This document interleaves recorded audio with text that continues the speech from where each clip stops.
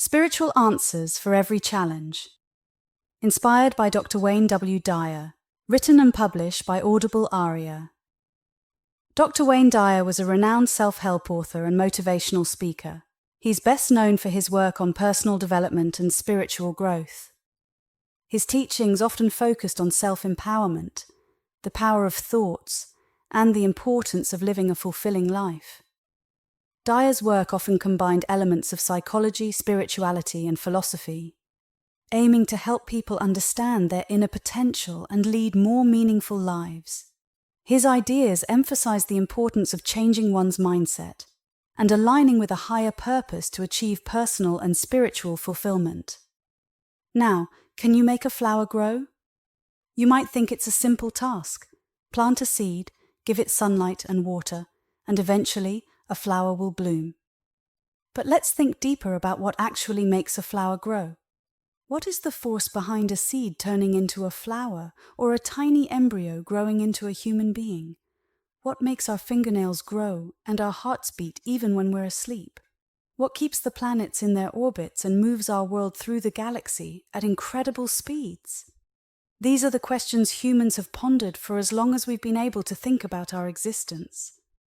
I've chosen to call spirit the invisible energy that gives life to everything on this planet. I'll start by explaining 3 basic steps to finding your own spiritual solutions. This force, regardless of the name we use, has the power to solve every problem we face. Recognizing that there's an invisible force you can use to solve problems means overcoming much of what we've been taught. Many of us have been conditioned to believe that only our senses or intellect can solve problems. This attitude overlooks our divine connection. In this mindset, we think that healing only comes from medicines, herbs, surgery, and doctors, or that improving our finances only involves hard work, studying, and sending out resumes. This special kind of knowledge or power that isn't just found in the physical world. The first step to using this power is recognizing that it exists and is always available to us. As humans, we can make a flower grow, but we can't fully understand the invisible force that starts life. This powerful spiritual world holds the answers to all our problems. By recognizing this power, we start the journey of accessing it. In the second step, we enter a phase called realization, where we trust only our personal experience. This means becoming an explorer in new territory, relying solely on yourself. Only you can confirm what you experience. To begin this process of realization, try visualizing the presence you seek. Imagine yourself receiving divine guidance and push away any doubts about it. You'll find that your visualization becomes a reality, showing you a presence within yourself. This is realization, a personal experience that goes beyond just thinking about it. With practice, desire, and quiet meditation, you will feel this presence. The third step, reverence, comes easily to some people, while for others it might take longer. This step involves quietly connecting with the spiritual force and becoming one with it, feeling no separation from it. In other words, we start to see ourselves as a part of God, experiencing a deep respect and appreciation for all that we are. There is a spiritual solution to every problem. The way I define spiritual problem and solution can help you find a unique approach to bringing peace and fulfillment into your everyday life. I believe that once you understand and internalize these ideas, you will seldom feel like you are facing problems that can't be solved. It's important to see spiritual and physical as parts of a single reality, rather than separate dimensions. Spirit represents what we cannot verify with our senses. The key to understanding spiritual lies in recognizing that our inner world and our outer world are one, yet they represent 2 unique aspects of being human. Simply, you can compare the physical world to a light bulb and the spiritual world to electricity. When I talk about the spiritual, I don't mean religious. Religion involves strict rules, traditions, and historical texts that have been maintained by people over long periods.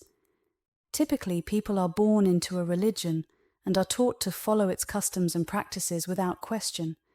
These are external expectations and do not align with my understanding of spirituality. Spirituality for me is about making my life work better and receiving guidance. I practice spirituality through a few simple but essential practices. First is surrender. This is the most important and often the hardest.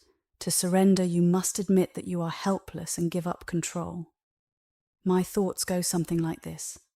I don't know how to solve this problem, so I am turning it over to the same force I trust every night when I go to sleep.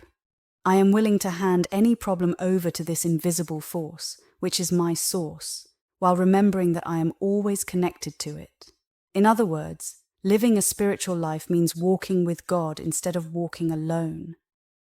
Activating spiritual solutions means transforming our inner thoughts and feelings from disharmony to love.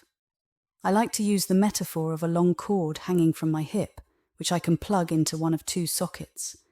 When I plug the cord into the material world socket, I experience illusions of disharmony.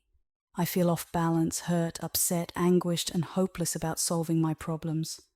Plugged in this way, I chase after false powers and define empowerment only in material terms, reflecting a spiritual disconnection. When I imagine pulling this cord from the material world socket and plugging it into the spiritual socket, I immediately feel a sense of peace and relief. I can relax and remember that spirit is God, synonymous with love. Love and love alone dissolves all negativity, just as light dissolves darkness simply by being present. Recognizing our infinite nature helps put everything into perspective. When I unplug from the material and replug into the spiritual, I instantly let go of fear, judgment, and negativity. The new energy source of infinite love fills me with a profound sense of peace and positivity, an empty mind. I believe strongly in the power of meditation to nourish the soul and access divine help. Beyond the practice of meditation, there is a need to empty my mind of my own plans and be open to what naturally comes to me. I give my thoughts over to the power that makes things work. Completely clearing our minds of personal agendas leads to forgiveness. Reaching a state of emptiness means letting go of all blame and angry thoughts about the past. There is no room for holding on to who did what, when, and how wrong they were. Generosity and gratitude. Sometimes I need to remind myself that we enter this world with nothing, and we will leave it the same way. Finding a spiritual solution involves doing the only thing I can with my life, giving it away and being grateful for the chance to do so. Here's a formula that works for me. I get back from the world exactly what I put into it, which is another way of saying, as you sow, so shall you reap. I suggest that your spiritual practice include being generous and grateful with your thoughts. The more you think, how can I serve, instead of, what's in it for me, the more you will hear back, how can I serve you? Connectedness. The Sufi poet Rumi once said that terms like I, you, me, he, she, and they do not exist in the garden of the mystics. In spiritual consciousness, you see yourself as a flower in this garden, connected to all the other flowers in an invisible way. Our problems are something we share with everyone else. Nurture your sense of connection to everyone and to God. This helps you remove your ego from conflicts. When you see yourself as part of everyone, you can let go of anger toward others and see them as partners in solving all problems. Remember that there are people you're connected to who can help you find the right job, solve a puzzling issue, get back on your feet, or resolve financial difficulties. Everyone becomes a friend rather than a competitor. This is spiritual awareness. As I practice this, I try to remind myself in moments of despair of the beautiful affirmation from A Course in Miracles. I can choose peace rather than this. Trust me, it works. And finally, cheerfulness. People who have reached a high level of spiritual awareness often appear to be in a constant state of bliss. Ask yourself this important question. How do I feel most of the time? If you often feel anxious, sad, hurt, depressed, or frustrated, then you might have a spiritual disconnect. This means your personal energy might be affected by negative influences around you. I frequently ask myself, how am I truly feeling inside these days? If my answer is not so great or upset, I meditate and find a quiet place to reconnect with my spiritual source. Cheerfulness usually returns almost immediately. Every important teacher in my life has shown the ability to laugh and take life lightly. I love Erich Fromm's insight. Man is the only animal that can be bored, who can be discontented, that can feel evicted from paradise. Only you can evict yourself from the Garden of Paradise. Now let's talk about what I mean by the word problem. In my heart, I believe there is really only one problem for any of us, separating ourselves from God. Although we can never truly be separate from God, we often believe we have problems. Issues like disease, discord, fear, anxiety, scarcity, and disappointment are all in our minds. When we truly reconnect to our source, these feelings disappear.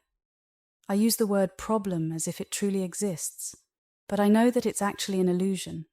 So whenever you hear me say problem, understand that I see it as something we create ourselves because we have distanced ourselves from God. There's a powerful line in A Course in Miracles that reminds me of this. It takes great learning to understand that all things, events, encounters, and circumstances are helpful. We can learn to see every crisis as an opportunity. This might not make life easier, but it would make it more fulfilling. We would never see anything as negative because we'd recognize everything as useful. Our conditioning is so strong that we often have more faith in our problems than in our ability to overcome them. We tend to believe more in the power of illnesses like cancer or AIDS than in our power to heal. The evil, the pain, and the anguish are creations of our own minds and represent opportunities for learning. I encourage you to keep an open mind as we journey together to bring lasting peace into your life. Now let me explain what I mean by solution. I once attended a meeting of Alcoholics Anonymous. During that meeting, a sign on the wall kept drawing my attention. It read, "Your best thinking got you here." I realized how true this is for all aspects of our lives. Our best thinking is where all our so-called problems come from. If we couldn't think about them, they wouldn't exist. We need a change in thinking to understand that reconnecting with the divine is what removes our problems. You can't eliminate problems by attacking them or analyzing them in detail. Instead, you need to correct the error in your thinking that created the problem. Once you correct your thinking, the problem loses its power and disappears. We correct these errors by creating a new spiritual delivery system. This is the basic introduction to the idea that there is a spiritual solution for every single problem. In the book, The Yoga Aphorisms of Patanjali, Patanjali teaches us that we can reach a state of awareness where we can perform miracles.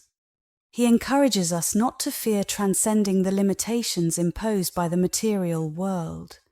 Patanjali's words made me realize that I am capable of living at a much higher level than I had ever considered. I felt motivated to move beyond traditional ideas that acted as barriers to my union with God. Patanjali offered hundreds of specific suggestions and practices to achieve oneness or union with God, which he called yoga. Here are 5 aphorisms that can help you access your spiritual answers. The first aphorism: the central act of ignorance is false identification. This means that many of our problems stem from identifying ourselves with things that are not our true selves, such as our possessions, our status, or our physical bodies. By understanding and correcting this false identification, we can begin to see our true spiritual nature. The second aphorism: practice and detachment are the means to still the movements of consciousness. This suggests that regular spiritual practice and the ability to let go of our attachments can calm our minds and help us connect with our higher selves. The third aphorism: the seer abides in his own true nature.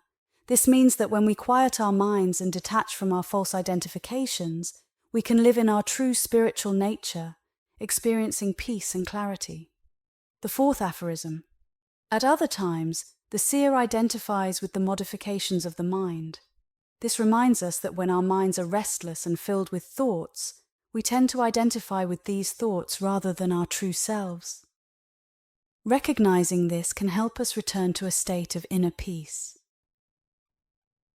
The fifth aphorism: the end of the movements of consciousness, is called yoga. This final aphorism defines yoga as the stilling of the mind's fluctuations, allowing us to experience unity with the divine. Patanjali explains that ignorance is a fundamental misunderstanding of who we truly are. When we think we are just our name, our job title, our physical body, our possessions, achievements, or reputation, we are not seeing our true self. This type of ignorance means we wrongly see ourselves only as part of the material world and our ego. To overcome this, we should start imagining ourselves as always connected to a divine source. By doing this, we can develop an inner strength to change our perspective when we face problems. For example, if you want to stop the compulsive habit of overeating, don't see yourself as just a body with cravings. Instead, imagine that you are pure, eternal peace and joy, always united with God. Ignorance prevents you from truly experiencing pleasure or fulfillment through the senses because you are clinging to things that only seem to give happiness instead of seeking true happiness. To become enlightened, we must not think of ourselves as just our senses and the things they desire. This is ignorance. We are not the objects we experience, we are the experiencer itself. Understanding this gives us a new way to solve problems. Try this perspective the next time you feel the urge to overeat, use a harmful substance, or feel overwhelmed by grief over a loss. The spiritual journey is not about reaching a new place where you get something you didn't have or become someone you weren't before. Instead, it is about slowly getting rid of the ignorance about who you really are and gradually growing in understanding, which starts with spiritual awakening. Finding God is really about coming to know your true self. Patanjali's second aphorism says that the mind of a truly enlightened person is calm because they know the peace of God exists in everything, even in situations that seem full of misery and disease. This reminds us of the saying that the three hardest things in life are returning love for hate, including those who feel left out, and admitting when we are wrong. If we need stillness to know God, then we must be in a state of loving calmness to receive God's help in solving problems. But how do I reach that place of calmness? I believe you can enter a state of knowing God by intentionally choosing calmness during moments of anxiety or fear. Yes, you can choose to be calm at any moment by reminding yourself that you no longer want to live by the patterns of your conditioned past. Our conditioning has made us think of ourselves as limited beings. James Carse, in his book Finite and Infinite Games, describes a world of finite games where winning and losing, rules, boundaries, and time are very important. In this world, titles, possessions, and prestige matter the most. Being associated with losers in the finite game feels scary and dangerous, and the ultimate loss in this game is death. However, there is also the infinite game, which you can choose to play. In this game, there are no boundaries. The forces that make flowers grow cannot be controlled or tamed. The purpose of the infinite game is to get more people to join in, to laugh, to love, to dance, and to sing. Infinite players speak from the heart and understand that true answers go beyond words. This doesn't mean that those who play the infinite game cannot also play finite games.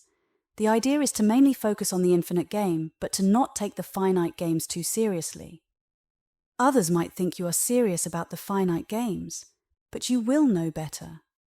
You will see the world in terms of an infinite game. You will smile more often, feel more serene, and find spiritual solutions. The third aphorism of Patanjali states that sin does not exist. There are only obstacles to our ultimate union with God. Many of us grew up believing that a sin is an act of disobedience or ingratitude toward a separate and punitive God. According to religion, sinful behavior is conduct that leads us away from God. However, Patanjali suggests that we should not immerse ourselves in guilt or exhaust our energy trying to make amends. Instead, we should see these actions as obstacles we have yet to overcome. Thinking of ourselves as sinners creates self-contempt and guilt. In contrast, seeing challenges as obstacles to overcome is empowering. We've been trained to think in terms of sin and punishment, but a more empowering approach is to view difficulties as lessons and opportunities to make different choices. A person filled with guilt becomes immobilized and stuck in inactivity. By viewing sinful behavior as an obstacle to higher awareness, we can still take responsibility by asking, what is the lesson for me, and what can I do to avoid this next time? If you've broken any of the important rules or principles you truly value, such as stealing, cheating, lying, coveting, or even physically harming another, try seeing these actions as obstacles to your spiritual union with your true self. Even if you have caused irreparable harm due to uncontrolled greed or anger, you can view these actions as obstacles to your union with God. Of course, you will feel remorse and do everything you can to make things right.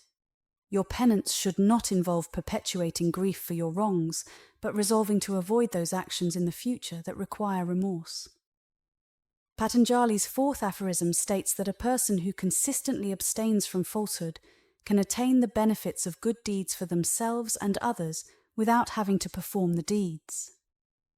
Usually, when we talk about someone being truthful, we mean that their words match the facts. However, in this Yoga Sutra, abstaining from falsehood means something deeper than just being factual.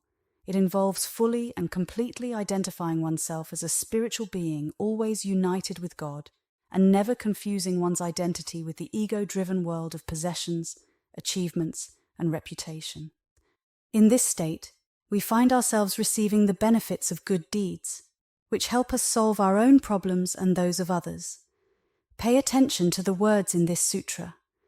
Obtaining for yourself and others the fruits of good deeds without having to perform the deeds.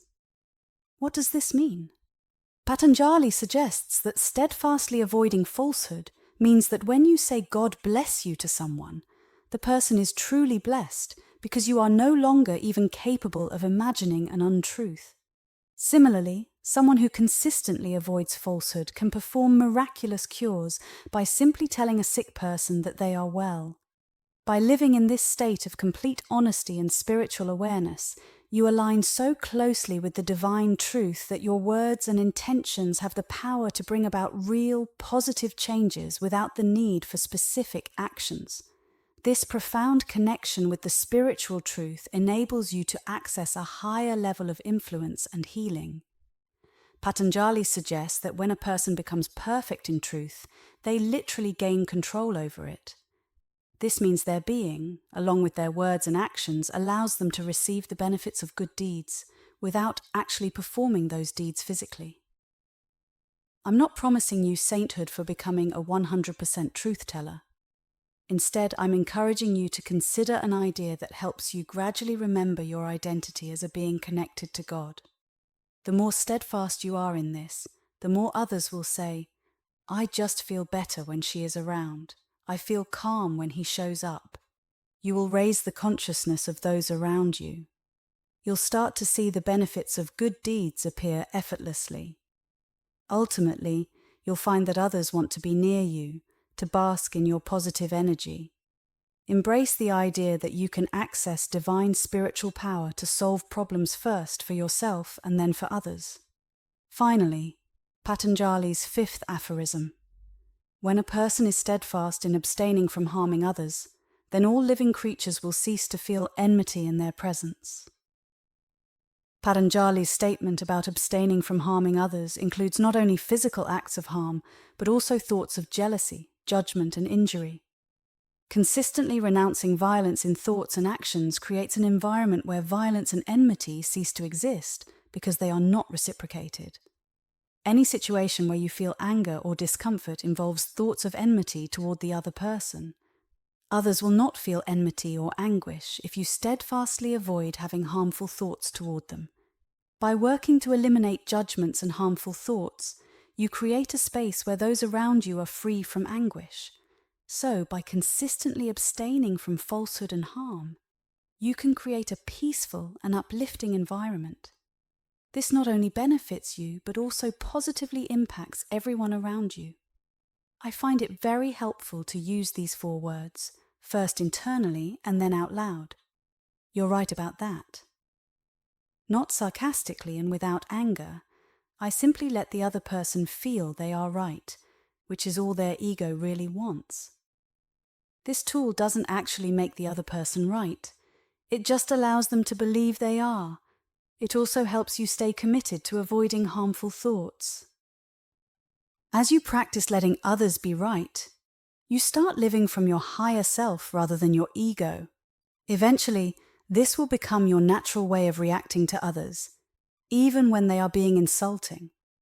As you think about abstaining from harmful thoughts or intentions, remember that the reason you might not be feeling blissful at this moment is because you are focusing on what is wrong or missing. Problems are illusions of the material world, while solutions come from your connection to the spiritual world. When you face a problem, remind yourself that you created it with one mindset, and you can solve it with another. Spiritual problem solving involves looking at energy in a new way. We often think of people with high energy as being enthusiastic and tireless. I suggest thinking of energy in terms of vibration and movement. In this view, energy is the speed of an individual's energy field. A higher frequency helps in solving problems, while a lower frequency makes problems worse. By using these approaches, you can transform how you interact with others and how you handle problems. Letting others feel they are right and focusing on higher energy frequencies can lead to a more peaceful and effective way of living. By increasing the speed at which you vibrate, you shift into frequencies that I call spirit, moving away from those grounded in the material world of problems.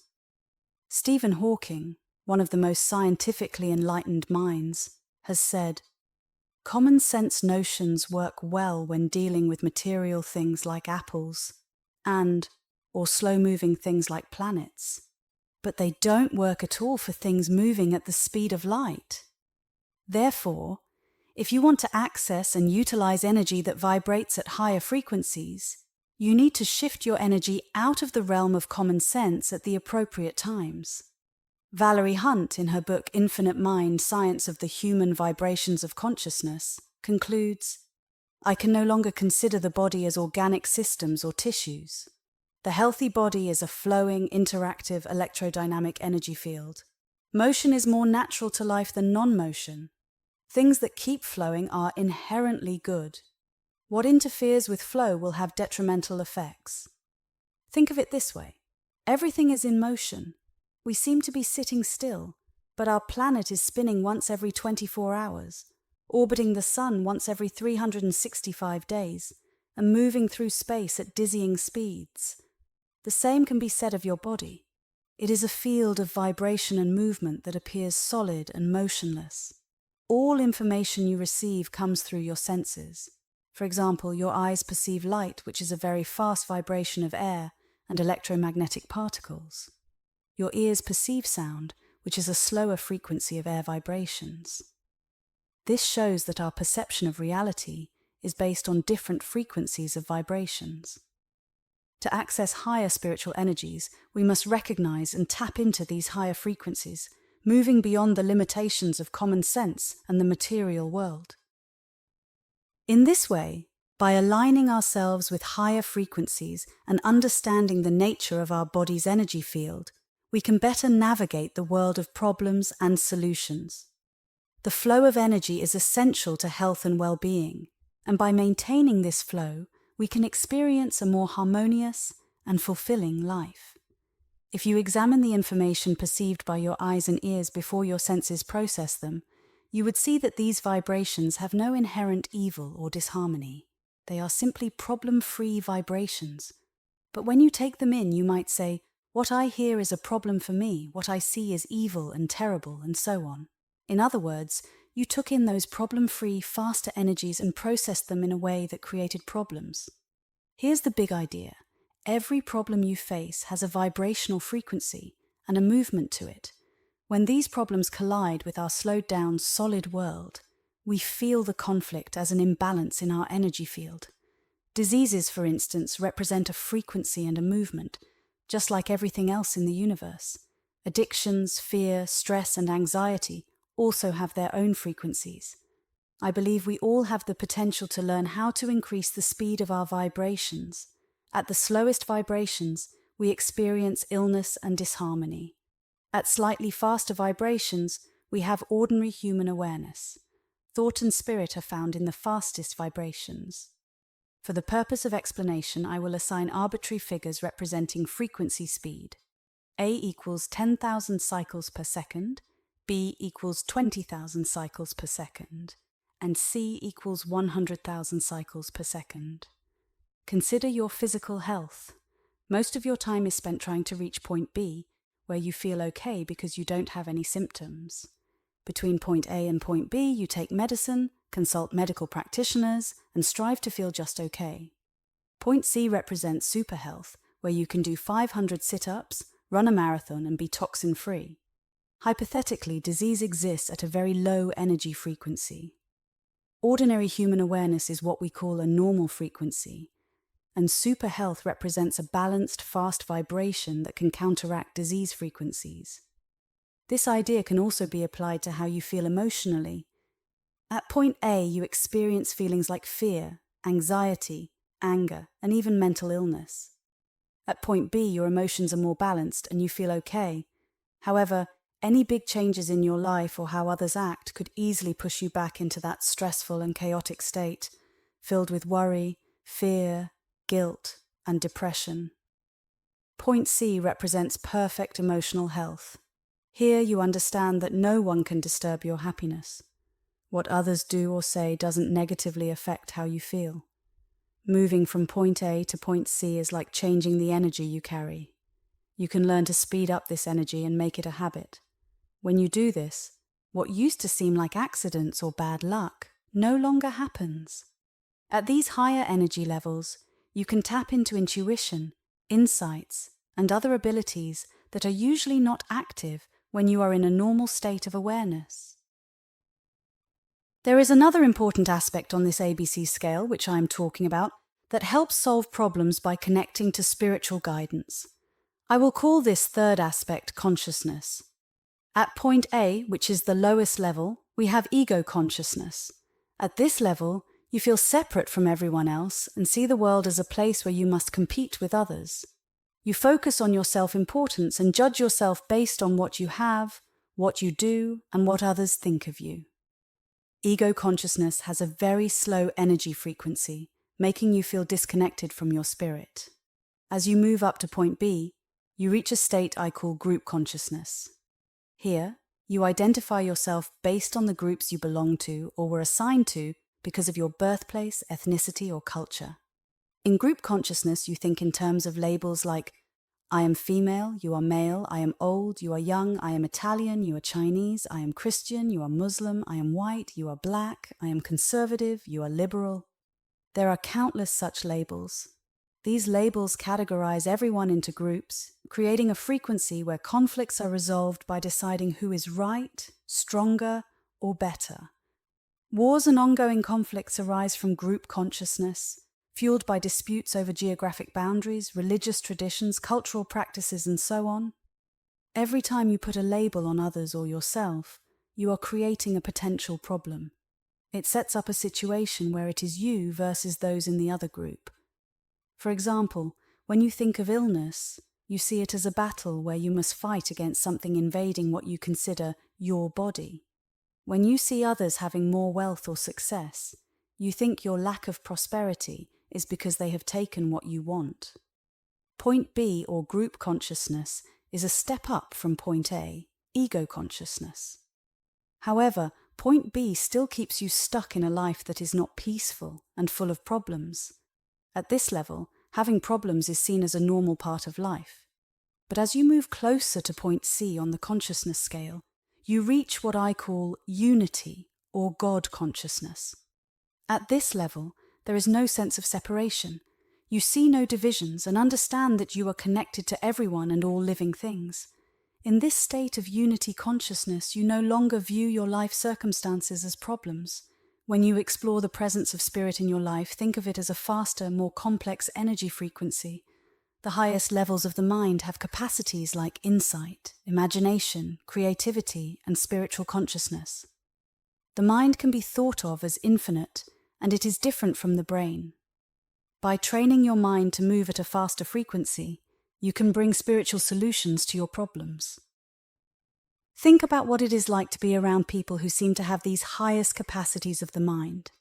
These people have deep insights and can touch your soul with their words, making you feel love and appreciation. They are operating at a faster energy frequency. This faster energy is not limited to complicated subjects like quantum physics. People like this can be found in many different fields, not just academic or scientific ones. Their deep understanding and ability to connect with others come from operating at a higher, more refined level of consciousness. Whether they are artists, athletes, teachers, or any other professionals, their ability to see things clearly and make others feel understood shows that they are functioning at a higher level of mind. This higher frequency allows them to bring out the best in themselves and others, creating a positive and uplifting environment. Being around such individuals can inspire you to raise your own energy frequency and tap into your highest potential. People who know how to remain peaceful and loving no matter what is happening around them seem to have a deeper understanding of how to live their daily lives. They can have a significant impact on the people they meet. When you start to think about the idea of faster vibrations being connected to the spirit, remember that we live in a world full of invisible energy that we often don't even notice. Consider things like electricity, radio and television signals, microwaves and cell phones. We know we can send radio waves into the air, bounce them off satellites, scramble and unscramble them, and receive information from these waves. As we increase the frequency of these energy waves, we can send them to distant planets, and maybe even to God and back. When you think about it, isn't that what prayer is?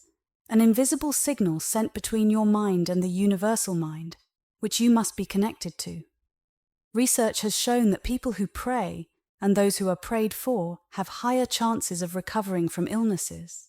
This suggests that these invisible connections and higher frequencies play a significant role in our lives.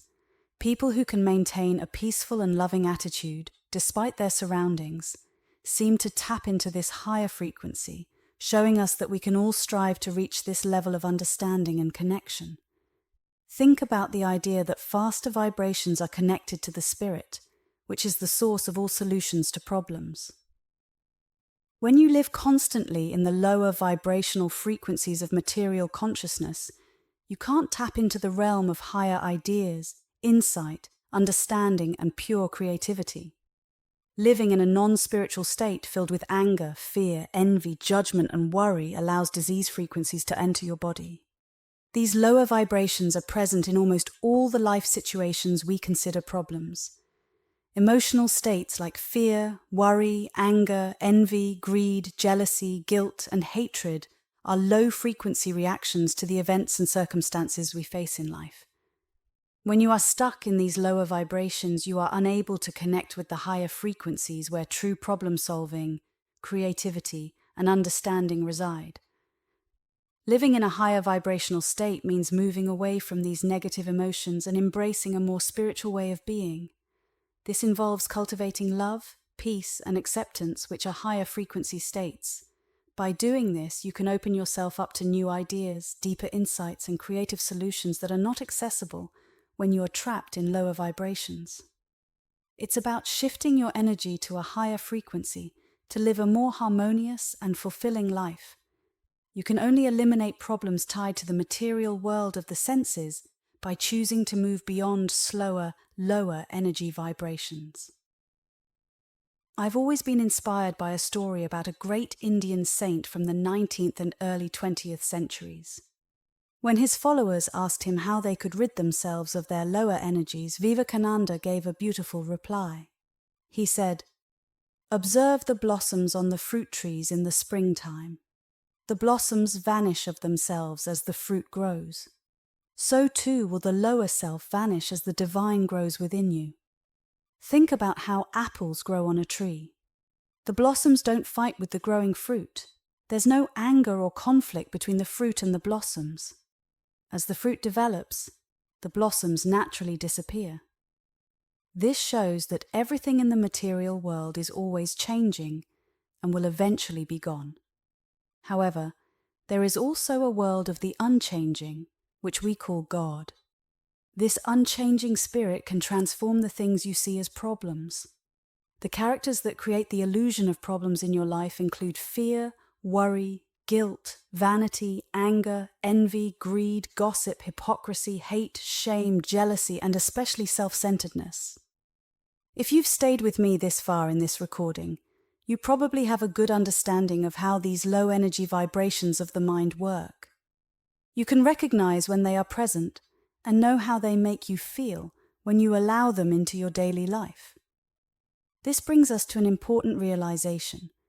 You have the power to manage the presence of these factors in your life to increase your vibration frequency. Often, the fear of embracing your divine nature prevents you from bringing spiritual energies into your life.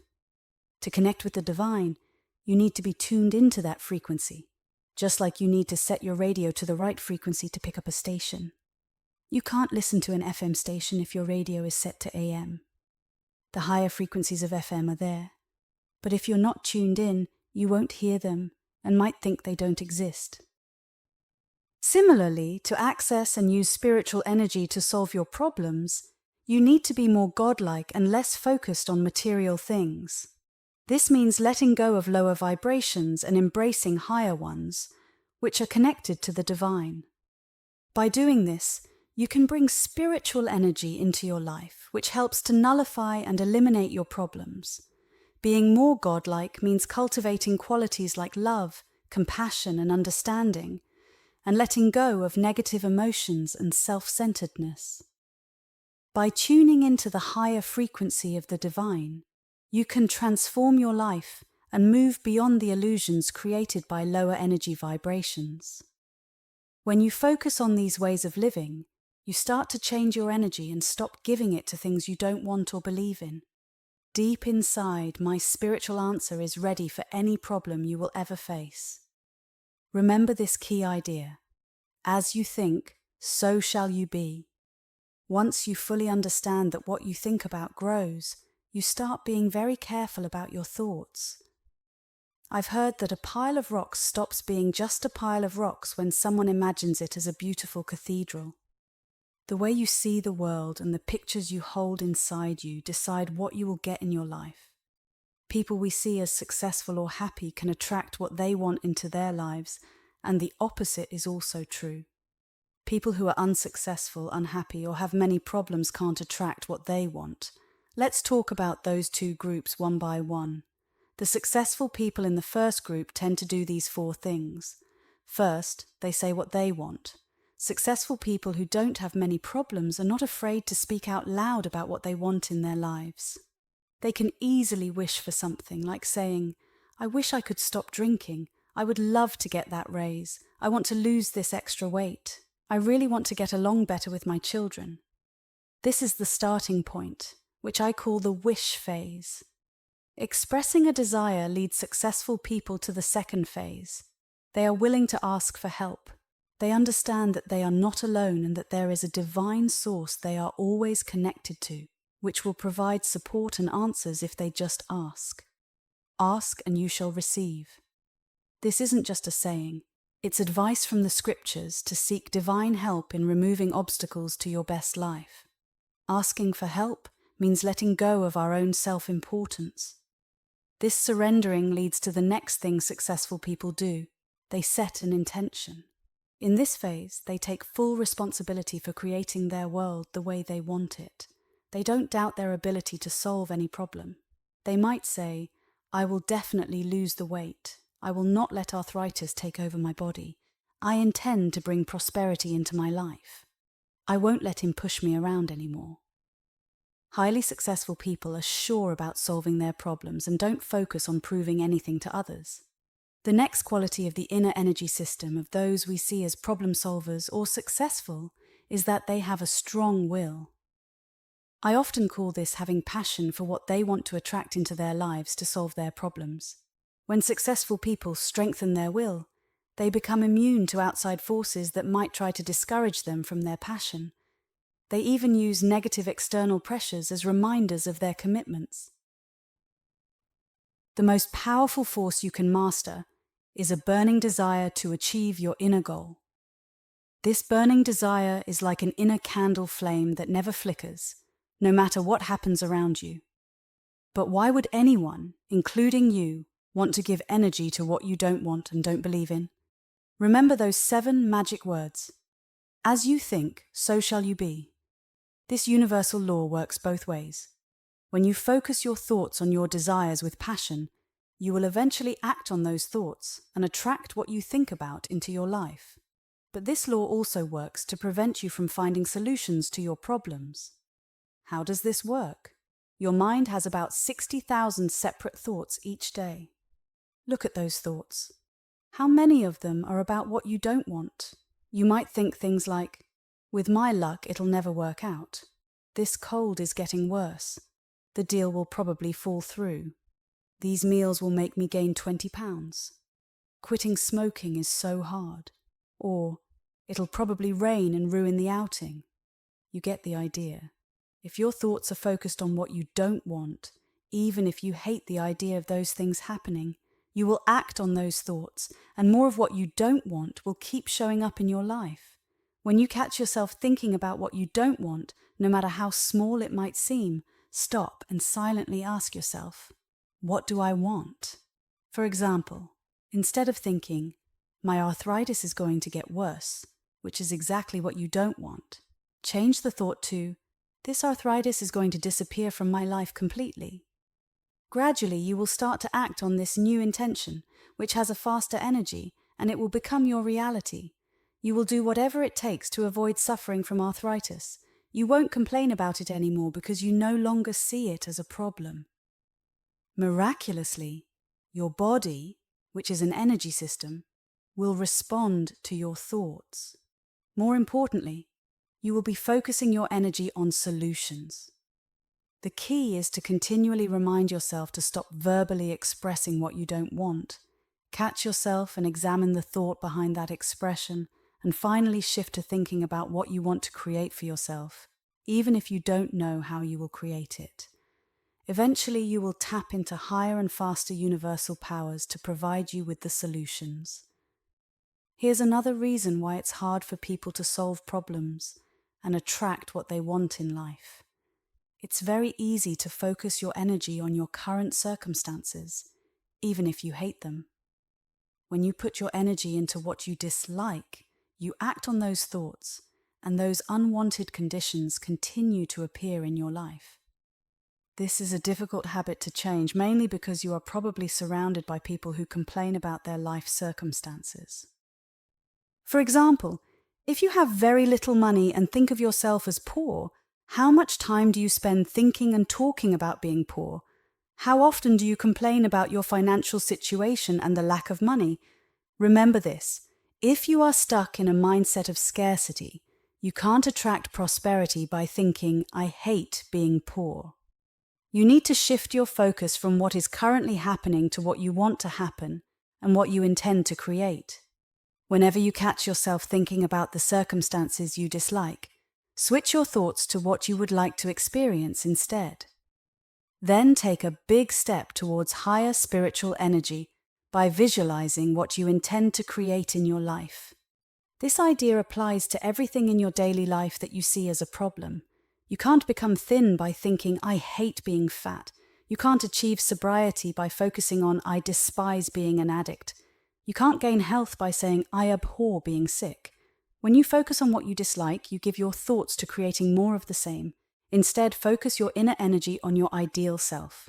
Visualize your desired weight, post reminders of your goal weight where you can see them, and send love to yourself. Trust in higher divine guidance to help you reach your ideal weight. By acting on these new intentions, you bring a higher energy and spiritual solution to your weight issues. If your thoughts are focused on your illnesses or discomforts, your body will react to those thoughts. As Norman Cousins said, "The greatest force in the human body is the natural drive of the body to heal itself, but that force is not independent of the belief system. Everything begins with belief. Health is not something that you need to acquire. It is something you already have. Don't interfere with it, particularly with your beliefs. How often have you heard someone say, "I can't help it. This is the way I was taught," or something similar? Many problems arise from being attached to old ways of doing things. Suppose you have a mindset that has led to many failures. These problems might include a series of failed relationships where you always feel like a victim, addictive behaviors that persist even if you've changed the substances you crave, being wasteful with your finances, or experiencing one chronic illness after another, with different parts of your body taking turns being troublesome. If you find yourself stuck in these patterns, it's essential to recognize the need for a shift in your thinking. Instead of focusing on what has always gone wrong or what you dislike, start thinking about what you want to create and experience. By changing your thoughts and raising your energy to a higher, more positive level, you can break free from old habits and start manifesting better outcomes in all areas of your life. We face many illusions in our daily lives, and the greatest one is thinking that we must keep giving our energy to what has always been. This illusion makes us believe that the past is the reason why we continue to think and act in certain ways. I've compared this to the wake of a fast-moving boat. The wake is just the trail left behind. It cannot drive the boat. Similarly, the wake of your life doesn't control you. However, the energy you put into the events of your past, using them to explain or excuse your ongoing problems, does affect your life today and is the source of those problems. Another reason we keep having unwanted problems is our habit of dwelling on the dramas of our past, using our inner energy to remind ourselves and others of everything that caused our current issues. William Shakespeare put it best when he said, "What's done is done."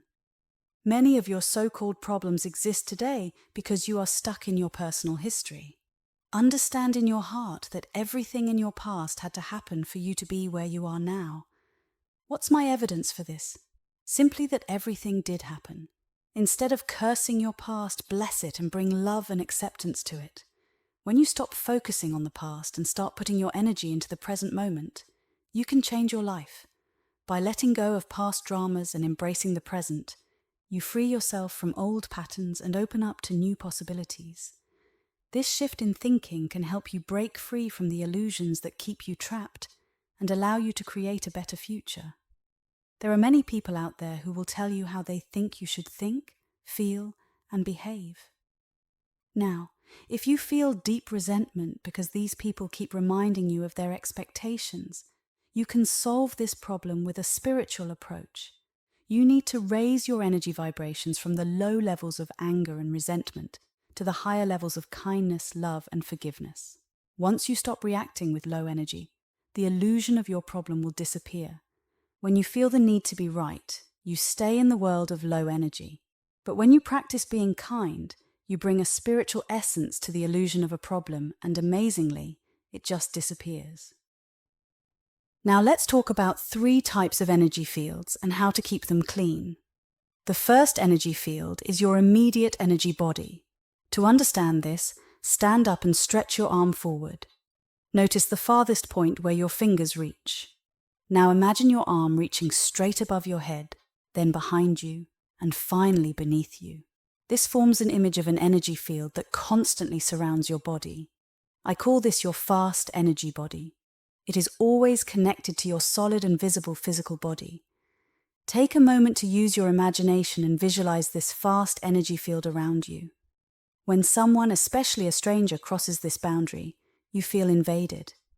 You instinctively step back to create a safer distance. Why does this happen?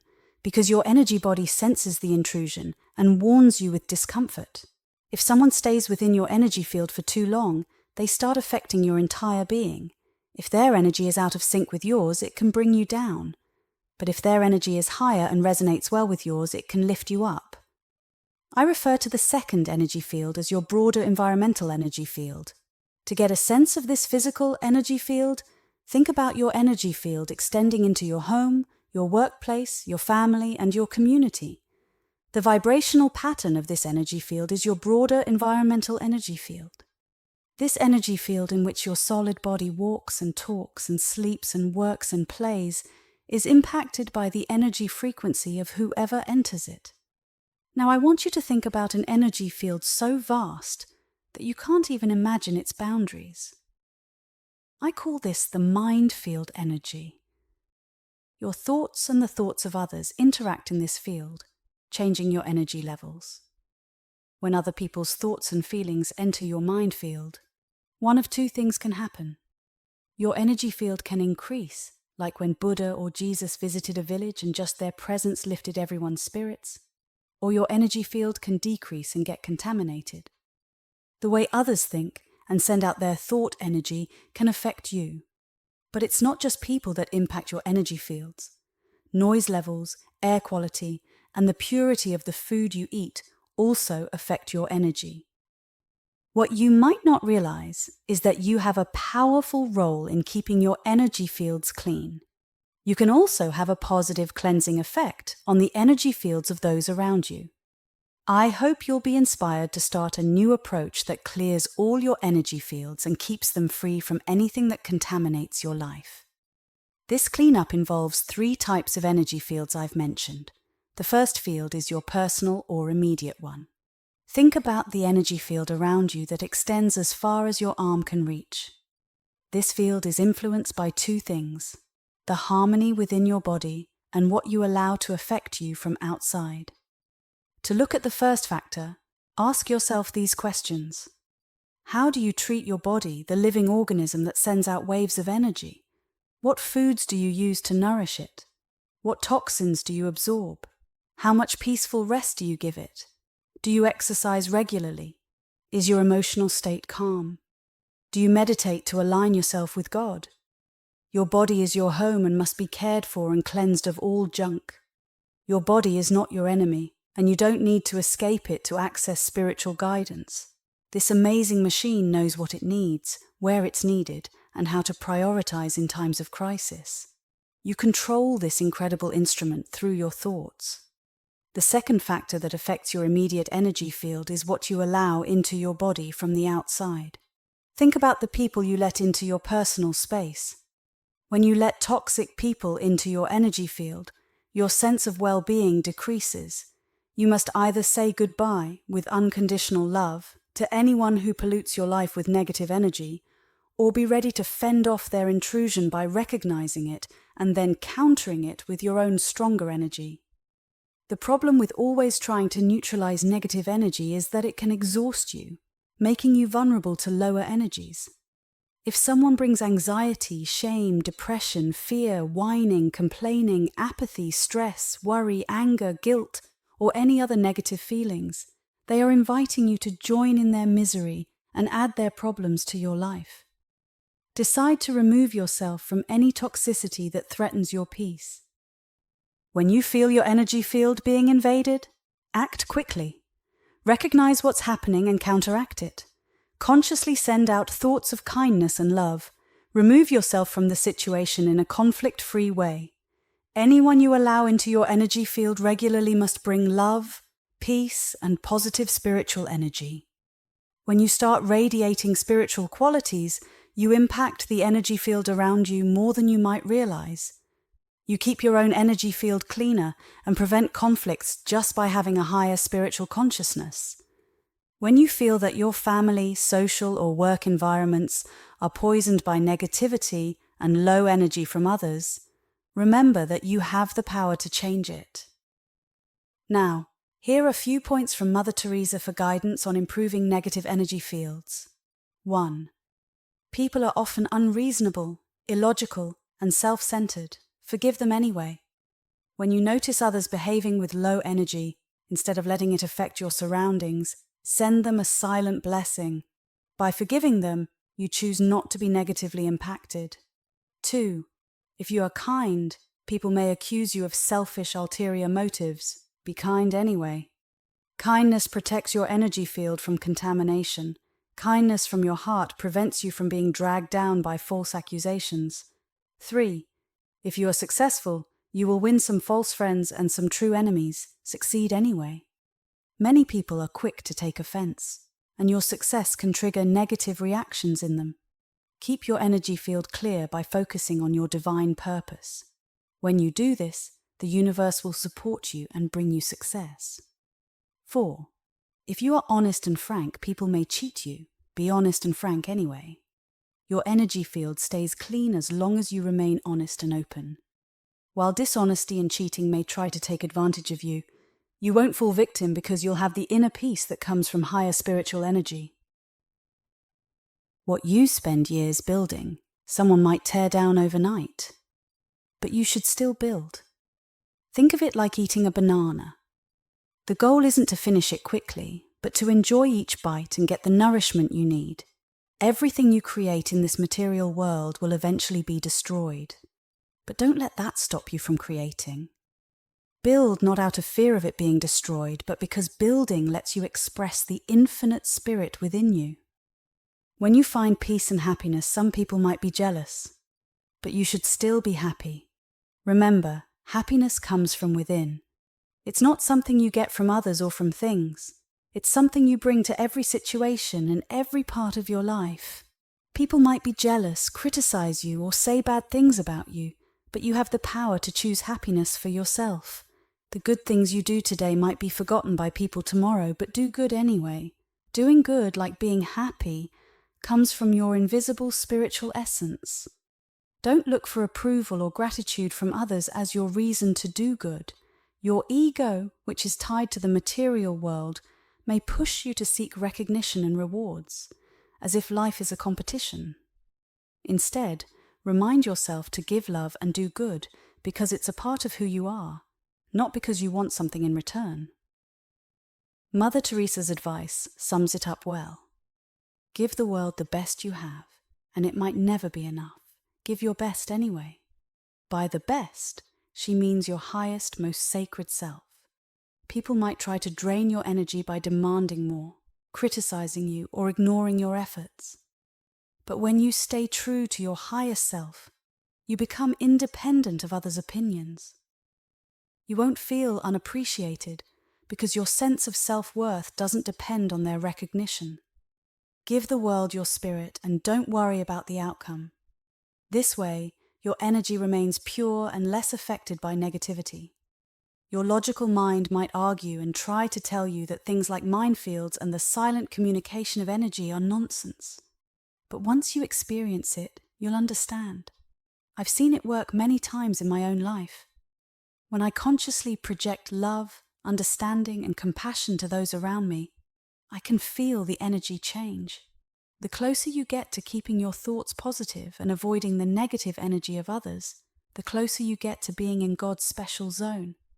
Here are my personal tips on how your mind and actions can help you move from the toxic energy of the material world to the uplifting level of spirit, where you can find solutions to any problem. First, practice feeling the presence of spirit. Understand that it's impossible to be outside of this ever-present spirit. Here are some ways to do this. When you wake up, remind yourself that God will be with you all day. Every time you eat, think about everything that went into bringing that food to your plate. When you make a phone call, drive your car, or enter your workplace, remember that God is with you. As you keep practicing this awareness of the divine spirit, you'll start to feel more peaceful, safe, and secure. You'll feel healthier and more connected to your inner sense of integrity. These positive feelings come from quietly practicing this awareness. It's important to do this silently, without trying to preach or convert others to your way of thinking. Just realize the presence of your source, understanding that you are never truly separated from it, except in your own mind. Your mind is the essence of everything. Look at your right hand. Would you say it's intelligent? No, because the intelligence comes from your mind, which tells your hand to move, grasp, make a fist, or wave goodbye. Your hand follows the commands of your mind. Now think about the other parts of your body, your heart, liver, and spleen. They all function according to the divine intelligence within them. If you choose, your entire body can respond to the commands of your mind. Guide, insist, and demand that your mind align with the divine mind. When you do this, your energy will shift from slow to fast, from material to spiritual, and from problems to solutions. Your mortal thinking needs to make way for spiritual awareness. When you face a problem, pause and remind yourself that God is present. Allow yourself to surrender to this realization. By doing so, you'll find peace and solutions more easily. Now let's talk about sending love to your enemies. Holding on to anger and hatred keeps you stuck in negative energy, leading to more problems. Take a look at every relationship where you feel angry or hateful. Replace those negative thoughts with acceptance, kindness, and love. This takes commitment. First, notice your feelings, then choose to send love instead. When your heart is pure, your enemy can become your friend, or even better, your teacher. Your worst enemies are actually your best teachers because they help you understand and rise above anger and revenge. They give you the tools you need to elevate yourself to the spiritual level where solutions can be found. God is not withholding anything from you. Imagine if you knew someone who had everything you wanted or needed but refused to give it to you unless you did exactly what they said. This person could heal you but lets you suffer now and might think about healing you later. That wouldn't be a very nice person, right? And certainly not a nice God. Is this how you see God? As someone who withholds good things from you? The scriptures say, "And everything I have is yours." These 6 words might be the key you need to understand spiritual awareness.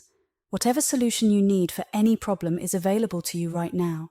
It's within you, not with some mythical Santa Claus-like being in the sky who gives good things to some and bad things to others. You are always connected to this universal source of energy in the present moment. God doesn't punish or withhold. The idea that God could be punitive goes against spiritual awareness. It's a mistake of the ego to believe in evil that God must punish. Do you correct a mistake by adding more mistakes? The idea that God would condemn you doesn't fit with a God of forgiveness. You either believe in one power, the power of love, or in 2 powers. Evil starts as a thought of non-good and non-God, and then that thought leads to actions, but it's all a mistake. If something isn't good, it's not of God, and if it's not of God, it can't truly exist.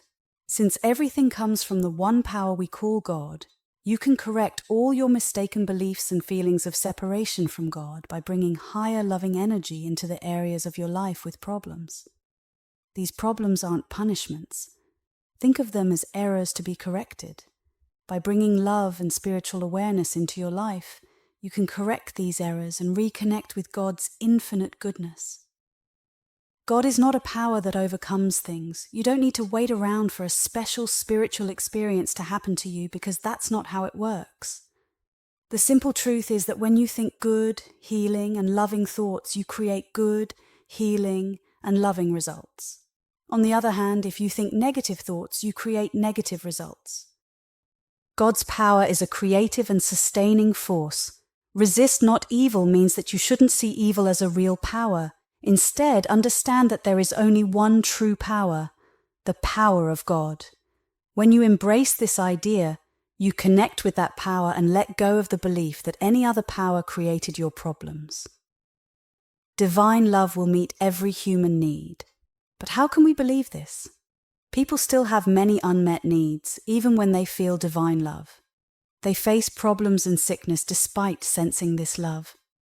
This statement doesn't mean that divine love is out there fixing things for you. Divine love is something you must express. When you do, every problem or need will be met. You can't have both God and fear in your life. Most people are afraid to become what they envision in their most perfect moments. This fear keeps you from knowing God and living a life where you can find spiritual solutions. There are 2 main emotions, love and fear. You can't feel both at the same time. To replace fear, allow a feeling of love or the presence of God to fill that space where the fear was. When you focus on love, divine love begins to meet your needs. This is because expressing divine love changes your perspective and approach to life. It's not about divine love doing something for you. It's about you embodying that love.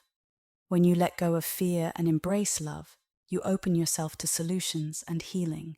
So whenever you feel fear creeping in, consciously replace it with love. think about the presence of God and let that feeling fill you up. This shift from fear to love is how divine love can meet your every need.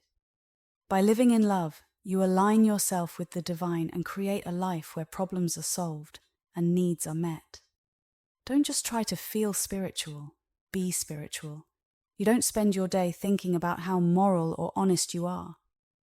You just are a moral and honest person. If you constantly thought about being moral, you'd be announcing it all the time. Instead, you simply live honestly and morally, and your actions come naturally from within you. The same applies to spirituality. Being spiritual isn't about feeling a certain way and praising yourself for it. It's about being with God in a way that feels as natural as being healthy, moral, or creative. Trying to feel spiritual is different from actually being spiritual. Recognize your connection to God and invite that part of yourself into your awareness. This will naturally raise your energy to a spiritual level. But if you turn it into a game of how mystical can I feel, your ego will start competing for spiritual points. This is the kind of elitist thinking you want to avoid. So don't try to feel spiritual, just be spiritual. Let your connection to God be a natural part of who you are, without trying to impress others or yourself. Simply live in that spiritual awareness, and your actions and thoughts will reflect it naturally. God cannot be divided against himself. God is an infinite power that cannot be broken into parts. This means God is always available to everyone, not just to some people. He is constant and unchanging. God cannot be part of anything evil and also part of something good. When you think about God, you realize he is the one all-knowing, all-good, and all-loving presence. If you feel like you're living in a world of opposites where you're always trying to solve problems, it's because you are focusing on the physical world. Your ego makes you think that the solution to sickness is health, the answer to scarcity is abundance, and the way to overcome pain is to find pleasure. But it's not God who is divided into good and bad, sickness and health. It's your perception. The true path to health, prosperity, and love is to understand that sickness, scarcity, and evil have no real power. When you ask God to heal you, you are implying that he made you sick. When you ask God for special favors, you are suggesting that he has been withholding those favors from you. Instead of seeking specific benefits from God, focus on connecting with his eternal presence within you. Bring this presence to the problems in your mind. Harmony is your natural state. A mind filled with ignorance or mistakes keeps the body in a state of problems. Harmony is natural because in your natural state, you're in the care of the one loving presence called God. It's your mind that creates problems for you, but it also has the power to lead you through life and make it wonderful. When you reach spiritual peace, your mind and body become channels for God's energy. In this state of consciousness, there is no limit to what you can understand. As you become more aware of your divine nature, you will be able to dispel the illusions of illness, scarcity, and evil. This harmonious relationship with Spirit is your natural state. Our problems come from not understanding God's law. The belief that I can make things happen comes from my inner certainty that I am already connected to what seems to be missing. So when I pray, I don't try to change God's mind, ask for favors, or beg for help while I do nothing. Instead, I use prayer to open up my soul to God's divine presence. Resist not evil means to stop fighting against your problems. It's important to understand that removing force from your life can lead to a life free of problems. When you fight against something, you actually strengthen the thing that created the problem in the first place. When Mother Teresa was asked during the Vietnam War if she would join a march against the war, she said, "No, I won't. But if you have a march for peace, I'll be there." This shows that putting our energy into what we support, like kindness and love, rather than fighting against what we oppose, is more effective. When we focus on positive actions, the need to resist disappears. Changing our consciousness is the key to transforming our world and our personal problems. Don't judge others or situations. In the material world, we often have conflicts because we see things as right or wrong. You can't achieve spiritual harmony in solving problems if you believe one side is right and the other is wrong. Letting go of judgments and bringing non-judgmental harmony to a problem stops the ego from needing to blame someone, which only makes the problem worse. By focusing on harmony and understanding, you can eliminate many of the conflicts and problems you face. One of the most important lessons I've learned about judgment is this: when you judge someone, you don't define them. You define yourself as someone who needs to judge. Calling someone stupid, cheap, arrogant, flighty, or promiscuous doesn't change who they are. It just shows that something inside you is conflicting with something outside you. If you keep judging without understanding the conflict within yourself, the problems will keep going. Your spiritual energy immediately rises when you resist the urge to judge others as wrong and yourself as right.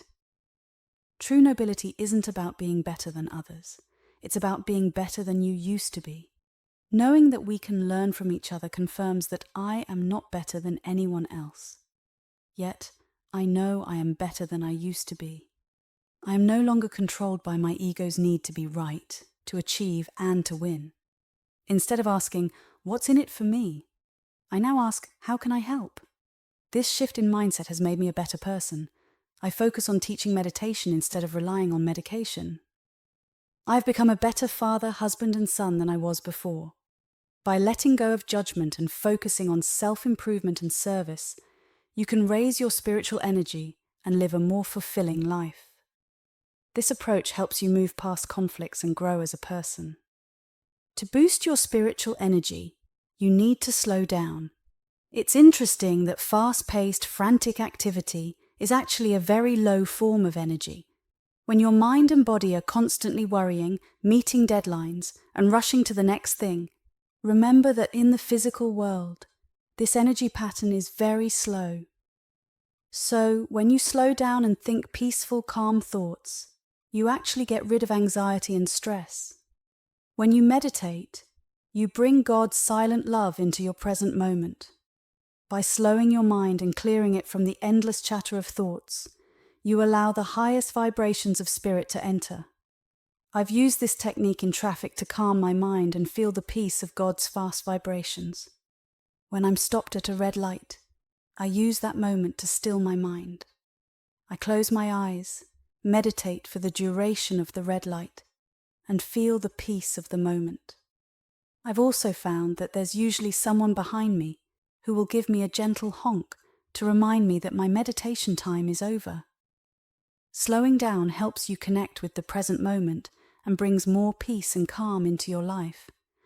By doing this, you can manage stress and anxiety better and allow higher spiritual energies to flow through you. Here is one of the most famous prayers ever, the prayer of St. Francis of Assisi. This program is based on it. Lord, make me a channel of your peace. Where there is hatred, let me bring love. Where there is injury, forgiveness. Where there is doubt, faith. Where there is despair, hope. Where there is darkness, light. Where there is sadness, joy. O Divine Master, help me to seek not so much to be comforted, but to comfort, to be understood, but to understand, to be loved, but to love. For it is in giving that we receive. It is in forgiving that we are forgiven. It is in dying to self that we are born to eternal life. St. Francis of Assisi. This prayer is about becoming an instrument of peace and love. It asks for the strength to bring love where there is hate, forgiveness where there is injury, faith where there is doubt, hope where there is despair, light where there is darkness, and joy where there is sadness. It emphasizes the importance of giving over receiving, understanding over being understood, and loving over being loved. It teaches that true fulfillment comes from helping others and letting go of our own egos. By doing this, we find peace and eternal life. The most powerful thing to realize is that peace can be yours all the time if you choose to live that way. Peace comes from training your mind to see life as it is, not as you think it should be. This may sound simple, but it is the key to becoming an instrument of God's peace. You don't find peace by wishing others would change to make your life easier. Instead, you bring your own peaceful attitude to any chaos you encounter, and your calm presence helps to ease the turmoil around you. To achieve this, 1. Make a conscious decision. Decide that you will live in peace no matter what happens around you. 2. Retrain your mind. Work on seeing life as it is without wishing for it to be different. Accept things as they are. 3. Be the peace. Instead of looking for peace in others or waiting for them to change, be the source of peace. Bring your peacefulness to every situation. 4. Soothe the chaos. Use your calm presence to ease the chaos around you. Your peace can influence others and create a more peaceful environment. Now, how do you do this? Memorize this line from the prayer and repeat it silently. Lord, make me an instrument of thy peace. In chaotic moments, remind yourself that peace doesn't come from others. Instead, you choose to bring peace to every situation you encounter. The most important times to practice this are when someone is being argumentative or irrational, and you feel yourself getting drawn into the chaos. Think about the people who really push your buttons and make you lose your calm. Is it your spouse, children, parents, a certain employee, or your boss? These are the people who can really get under your skin. When anyone else says or does something annoying, you might be able to ignore them and respond calmly and lovingly, saying, "Thank you for sharing." These people don't threaten your ability to be an instrument of peace. But the people who push your buttons and cause frustration with just a look or a frown are your greatest teachers. They are your guides. To manage this, 1. Memorize and repeat. Memorize.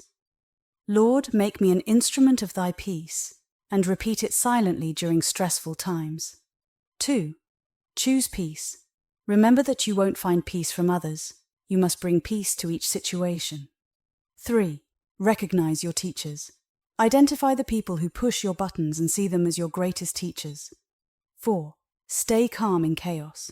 Use the difficult interactions to practice staying peaceful, viewing them as opportunities to grow. By doing this, you can maintain your peace and learn from those who challenge you the most. Thank you for listening.